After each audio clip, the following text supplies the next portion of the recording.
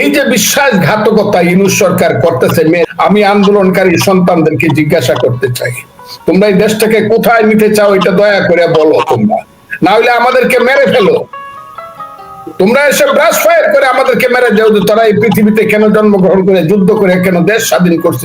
আমি এটা জানতে চাবো বাংলাদেশে যে মির্জা ফখরুল ইসলাম আলমগীরের মতো লোকজন, একজন নেতা যার পিছনে বাংলার 99% বিএনপি নেতা কর্মী সব কর্মীর সময়, এত জনপ্রিয় নেতা এখন বাংলাদেশের ভিতরে কেউ নাই, বাইরে কেউ থাকতে পারে, বাইরে আছে আমাদের ম্যাডাম আছে বা তারেক, সেটা আমি যদি ধরেও নেই, কিন্তু ফিল্ডে মির্জা ফখরুল ইসলাম আলমগীরের মতো জনপ্রিয় নেতা আর নাই। উনি কেন গিয়ে ছাত্রের মতো বৈশা রইল?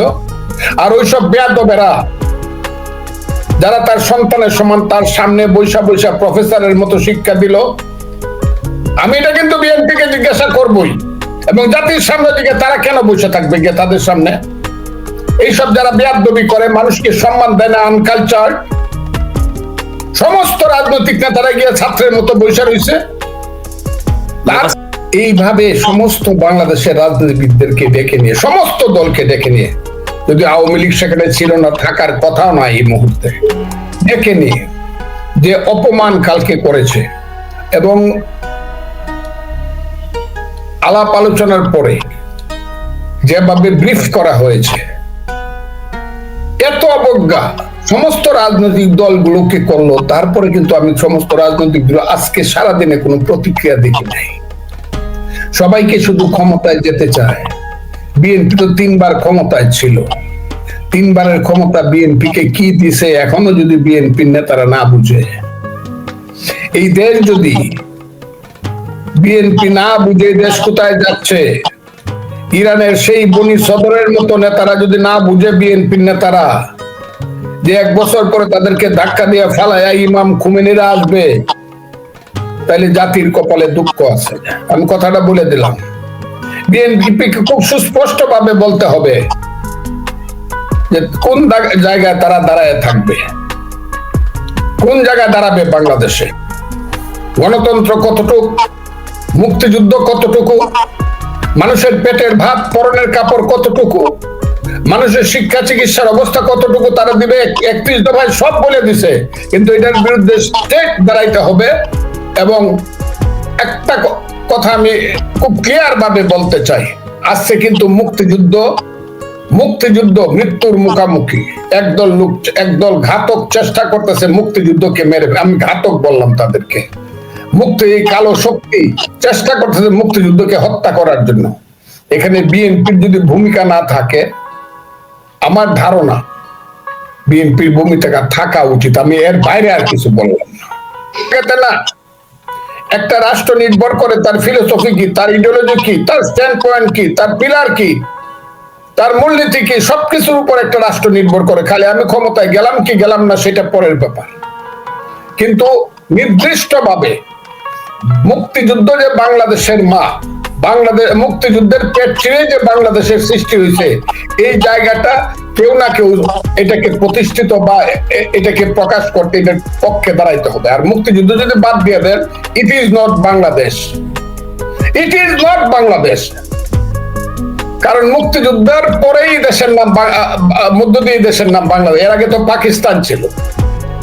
যারা মুক্তিযুদ্ধ চান এটা লিখতে হবে পূর্ব পাকিস্তান, লেখেন আগে, লিখে তারপরে রাজনীতি করেন। বিএনপি তো নামের একেবারে প্রথমটাই বাংলাদেশ জাতীয়তাবাদী দল। কাজে আমি আজকে বলি, আপনারা যে প্রশ্নটা তুলতেছেন এইগুলো খুব কঠিন প্রশ্ন, কিন্তু বিএনপির কাছ থেকে কিন্তু বাংলাদেশের মানুষ অনেক কিছু আশা করে, অনেক সুস্পষ্ট বক্তব্য আশা করে। খালি ক্ষমতায় যাইতে চায় একটি অনেক সুস্পষ্ট বক্তব্য বিএনপির কাছ থেকে আশা করে। আমার দল সেটা দিচ্ছে।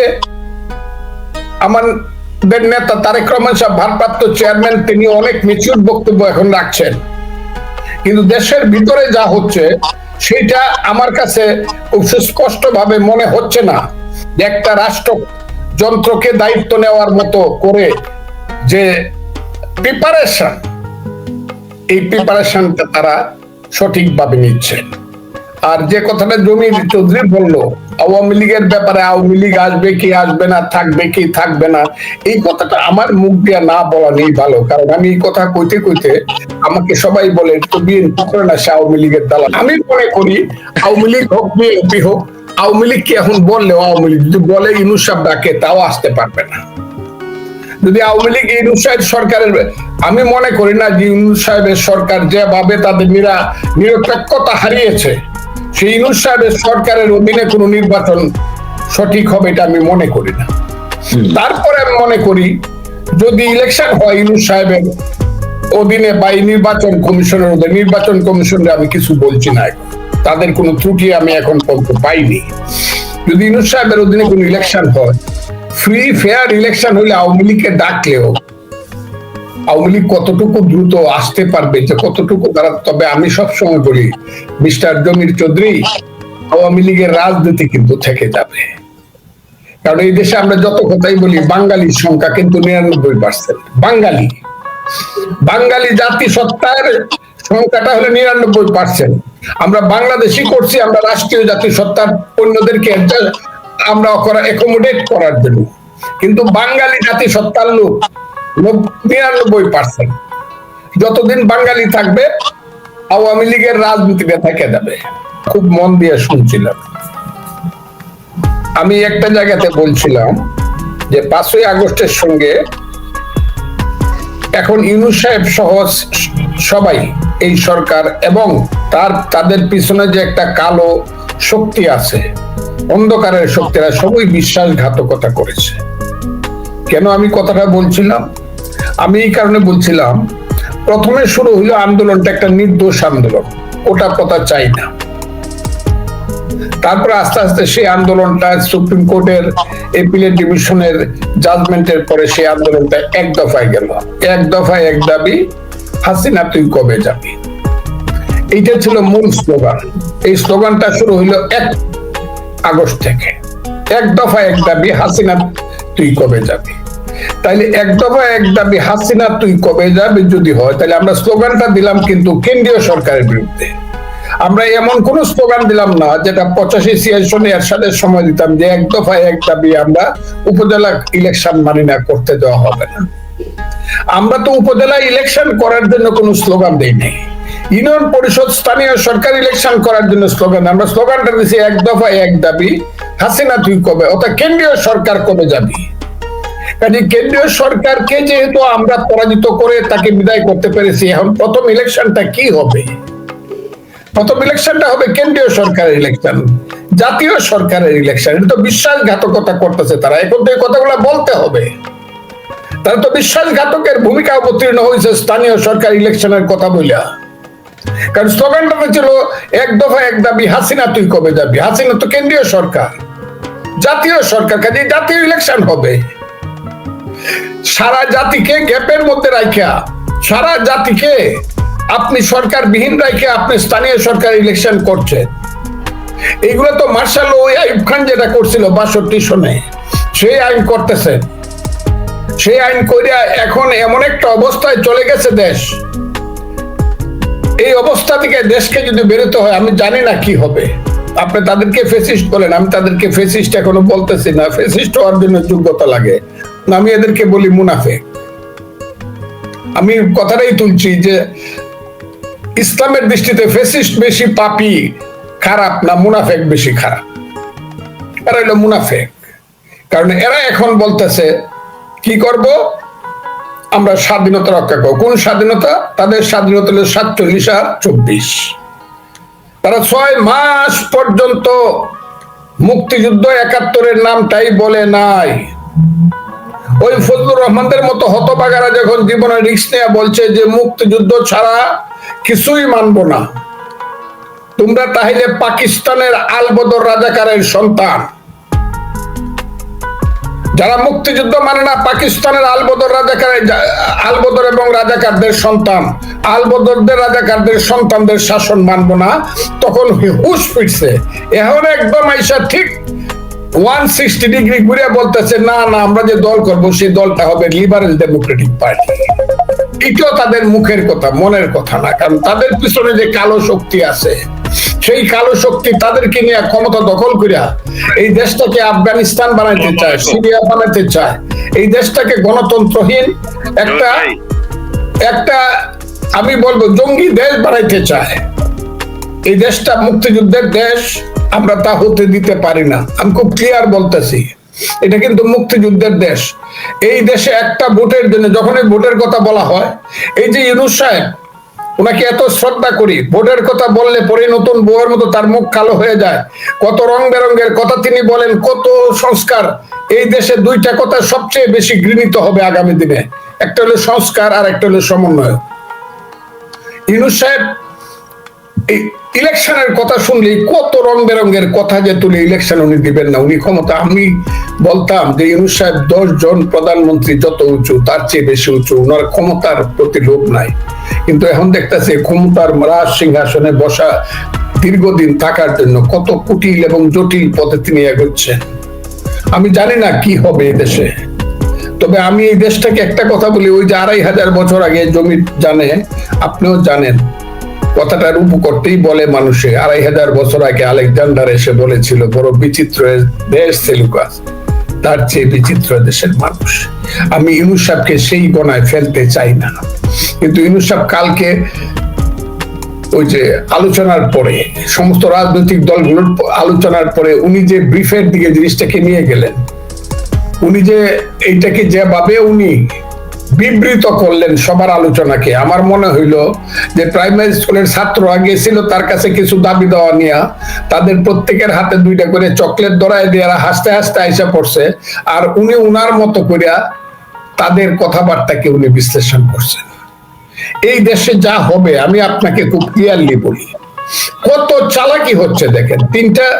3জন ছেলে আছে মন্ত্রী, উপদেষ্টা, প্রতিদিন তারা বৈষম্য বিরোধী ছাত্র আন্দোলন অথবা নাগরিক কমিটি কি কি আছে ছেলেদের, সবকিছু তারা করে। তারা সমস্ত সচিবালয় দখল করে রাখছে।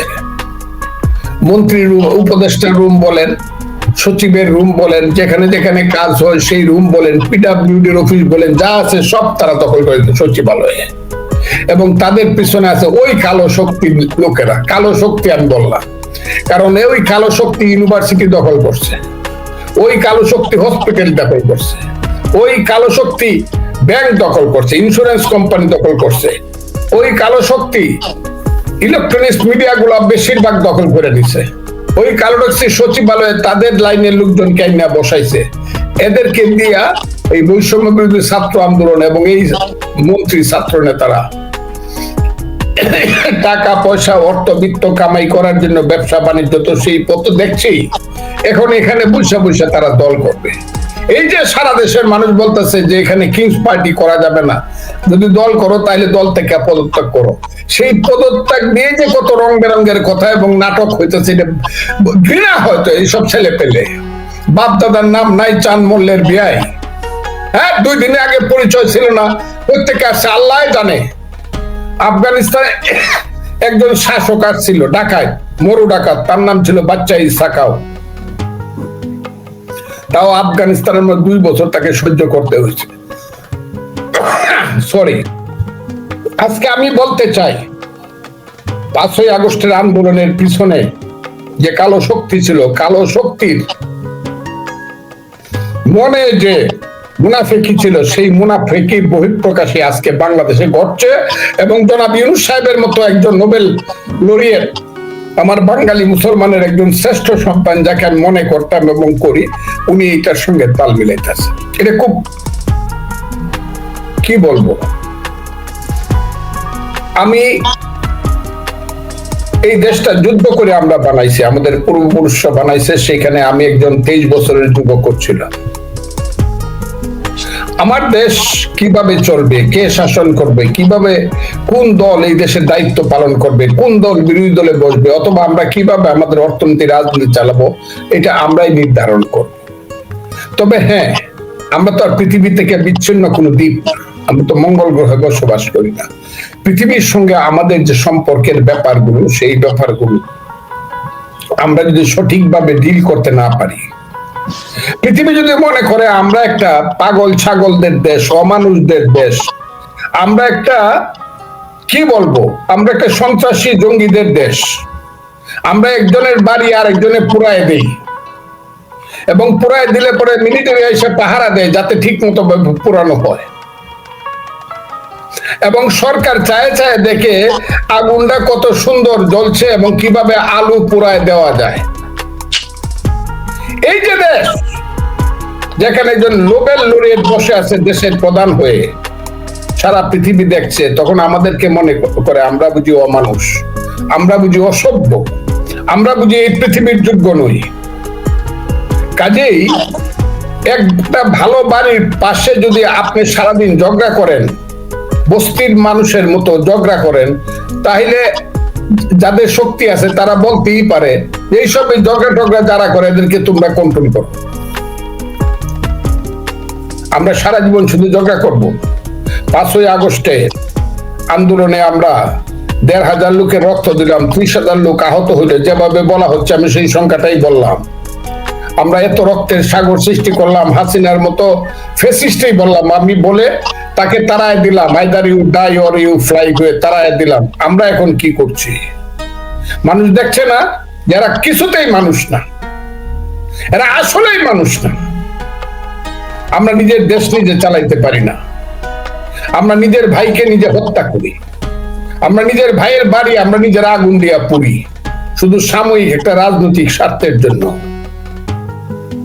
আমরা সবাই মিথ্যা কথা বলি, যখন যে ক্ষমতায় যাই কেউ সারাদিন একটা সত্য কথা বলে না যারা নেতা হই। কাজে পৃথিবী আমাদের উপর তো আক্রমণ করবে, আমাদের উপর তো প্রভাব বিস্তার করবে। আমার বাড়িতে যে কাজের মানুষটাকে, তাকে তো আমি দিনে রাইতে সারাদিন অর্ডার দেয়, কর এটা করো, এটা গায়ে কি করো, সেটা তাকে ধমক দিবই আমি। কিন্তু যদি আমি জ্ঞানে গুণে শিক্ষায় দীক্ষায় ত্যাগে তিতিক্ষায় সারা পৃথিবীতে মাথা উঁচু করে দাঁড়াতে পারতাম, আমার ঢাকা বিশ্ববিদ্যালয়ে যদি জওহরলাল নেহেরু বিশ্ববিদ্যালয়ের মতো রিসার্চ করতে পারতো, আমার চিটাগাং যদি বেঙ্গালুরের মতো আইটিতে নাম করতে পারতো, আমার দেশ যদি ইন্ডিয়ার, আমার বিজ্ঞানীরা যদি ইন্ডিয়ার বিজ্ঞানীদের মতো সারা পৃথিবী ব্যাপী প্রভাব বিস্তার করতে পারতো, তাহলে তো তারা আমাদেরকে দাদা রাখতো। এখন চাউল খাই তাদের, ডাল খাই তাদের, তেল খাই তাদের, সব আনি তাদের কাছ থেকে, চিকিৎসা করতে দৌড় দেই তাদের কাছে। আমার কথাটা খুব শুনেন, আমি দেখাই আমাকে, আপনি এই যে দেখেন আমার দুইখানে দুইটা যন্ত্র আছে, এই যে দেখেন। এখন কিন্তু আমি কিছু শুনি না। এইটা আমি গত বছর মাদ্রাজে ট্রিটমেন্ট করে আনছি, এখন এটা নষ্ট হয়ে যাচ্ছে, আমি যাইতে পারতেছি না মাদ্রাজ। কারণ মাদ্রাজ গেলে যদি কেউ বলে যে ফজলুর রহমান তো গেছে ইন্ডিয়ার দালাল, আমি কি করব? বাংলাদেশের চিকিৎসা নাই। আমি চ্যালেঞ্জ করলাম, বাংলাদেশে এটার চিকিৎসা নাই, আমার কানের চিকিৎসা নাই, কিন্তু আমি মাদ্রাজ যেতে পারতেছি না। আজকে 6 মাস যাব, আমার যাওয়ার কথা ছিল আগস্ট মাসে। আমি মাদ্রাজ যেতে, কারণ গেলেই আমারে বলবো যে ফজলুর রহমান তো ইন্ডিয়ার দালাল। তা তোমার দেশে চিকিৎসা নাই কেন? যে কানের ভালো চিকিৎসা করতে পারে যে কয়েকজন, যে প্রাণগোপাল দত্ত একজন শ্রেষ্ঠ চিকিৎসক, সে যে কোথায় গেছে তাকে খুঁজেই পাই না। ঠিক আছে, যাওয়া ঠিক হয় নাই। কাজে এই বিচারটা কেমন হবে, এটার একটা প্রশ্নবোধক চিহ্ন থেকেই যাবে। কথাটা বুঝছেন? আমি একটা প্রশ্ন অ্যাড করব। জি জি, go ahead. Operation devil hunt, যে তার কনসিকুয়েন্স খেয়াল আছে, অপারেশন ক্লিন হার্টের কথা, রাইট? অপারেশন ডেভিল হান্টের যে কনসিকুয়েন্স, লোকজন মেরে ফেলতেছে নিয়া কাস্টডিওতে, বিচার নাই, তাদের নামে কোনো কেস হচ্ছে না, তাদের কি দোষ অপরাধ, আইন বিচার বলতে কিছু নাই, এর বিরুদ্ধে কোনো কেস করা যাবে কিনা? আমি, believe me or not, I will collect the fund. কত শত কোটি টাকা, হাজার কোটি লাগবে বলেন, আমি বাংলাদেশের লয়ারদেরকে আমি বিচার করাবো। আমি তোমাকে বলি একটা কথা, আমার ভাইকেও বলি, শুনে। আমি একটা কথা বলছিলাম এই কারণে যে আমাকে কত থ্রেট শুনতে হয়েছে। আপনি মনে করছেন আপনি এইভাবেই বেঁচে যাবেন? কেন শুনে না, আমি কিন্তু কোর্ট থেকে যখন আমি সবাই দেখে সারাদিন আমি ব্যস্ত থাকি, জুনিয়রদের কেস আমি কিন্তু করে দিই। আমি ব্যস্ত, নিজের কেস তো করি। আমি আসতেছি লোনের মধ্যে জাস্টিস সাহেবদের যে পাহারা দেয় যে পুলিশরা, সেই পুলিশ এসে একদিন দৌড়ায় আমারে ধরছে, ধরে আমার হাঁটুর মাঝে ধরছে এইভাবে। স্যার, আপনারা দেখলেই মনে হয় আপনি বুঝই দেশের মানুষ। যাও, আমাকে যা কোয়ার বড় করে কোয়ার কইছে। আমি কেন রে ভাই কান্দো কেন? সেই চিৎকার করে কাঁদতেছিল। সে একজন SI, সাব ইন্সপেক্টর। কেন কাঁদতেছেন কেন আপনি? বললো, স্যার আপনারা তো আইন করেন, আমরা তো মানুষ না, আমরা তো হলাম পুলিশ। আমাদের মা ও নাই, বাপও নাই, আমাদের মা বাপের কোনো সন্তানও নাই। আমার একটা ছোট ভাই ছিল, সে SI। এই আন্দোলনে সে কিন্তু কাউকে কোনো গুলিও করে নাই, বাঁশ দিয়ে পিটায় নাই, লাঠি দিয়ে পিটায় নাই। শুধু পোশাকটা গায়ে ছিল বলে তাকে যারা হত্যা করছে পিটায়া। আমার মা কিন্তু সারাদিন কানতে কানতে অন্ধ হয়ে যেতেছে, কিন্তু মা ভয় পায়, কইতেও পারে না যে আমার ছেলেটাকে কারা মারলো, এটার একটা বিচার চাই। তাইলে আমরা কি মানুষ না স্যার? আমার কথাটা কি আপনারা বুঝতে পারতেছেন? জি স্যার, জি স্যার, এরকম অনেক কথা আমিও শুনি প্রতিদিন। আহা, পুলিশ হয়েছে বলেই কি আমরা মানুষ না? আমার ভাইয়ের হত্যার বিচার পাবো না আমি? আমার ভাই যদি গুলি করে থাকে, তাইলে আমার ভাইয়ের নামে তো একটা কেস হয় নাই।